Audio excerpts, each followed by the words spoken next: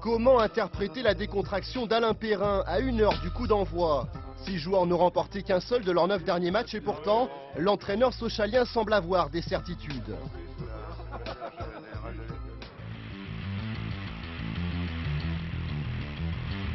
Sochaux, plus mauvaise équipe des matchs retour, reçoit Toulouse, équipe la plus performante. Dans le premier quart d'heure, la logique est respectée, corner mal dégagé, la frappe d'Emana échappe au cadre. Des Sochaliens qui vont vite se décrisper, centre d'Isabet à destination de Sébastien Grax. Alain Perrin ne s'emballe pas, son équipe mène 1-0 à la 21e minute. On a eu la chance de marquer tôt, c'est vrai que ça nous a fait entrer dans le match parce qu'on avait mal commencé, mais ce but nous a bien fait entrer dans le match. Et quelques minutes plus tard, nouvelle action amorcée côté droit, le centre de Karim Ziani file devant la cage toulousaine, mais Jérôme Leroy est au second poteau pour donner un avantage confortable à Sochaux. Ce que je retiens surtout, c'est qu'on a déjoué, qu'on n'est pas resté dans ce qui fait notre force, notre bloc compact, notre solidité défensive. Pour ne rien arranger à ses affaires, Eli Bob doit se résoudre à faire sortir son meilleur buteur, Johan Elmander, qui souffre du coup. Les Toulousains achèvent la première période au bord de l'asphyxie. Nicolas Douchèze repousse une frappe brûlante de Tozic, 2-0. À la mi-temps, Alain Perrin en demande encore plus à ses joueurs. Il n'est toujours pas rassasié.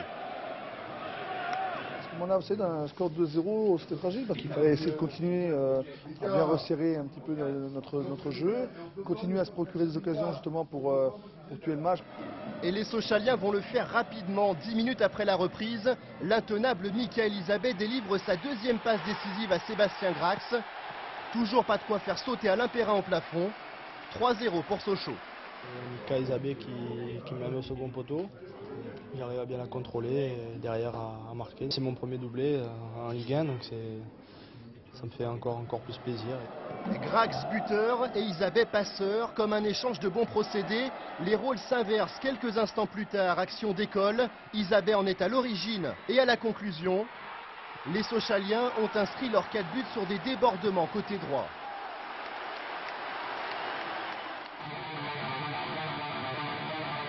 Prémisse d'une soirée qui va prendre un mauvais pli pour Sochaux. Teddy Richert est remplacé, touché à la cheville dans un choc remontant au tout début de la partie. À 4-0, les Sochaliens arrêtent de jouer. Conséquence, 88e minute, Fodé Mansaré réduit le score. Le sang d'Alain Perrin ne fait qu'un tour. Il quitte le terrain en furie. Non, j'étais dépité parce qu'effectivement on avait fait un bon match, une belle fête avec le public, de gagner 4-0. On n'avait pas un goal average intéressant, ce relâchement, c'est vrai que je n'avais pas trop apprécié. Alain Perrin est déjà dans les vestiaires quand le malheureux Gavanon s'incline une nouvelle fois. 92e minute, but d'Emana. 4-2, score final. Ça pourrit un peu la soirée.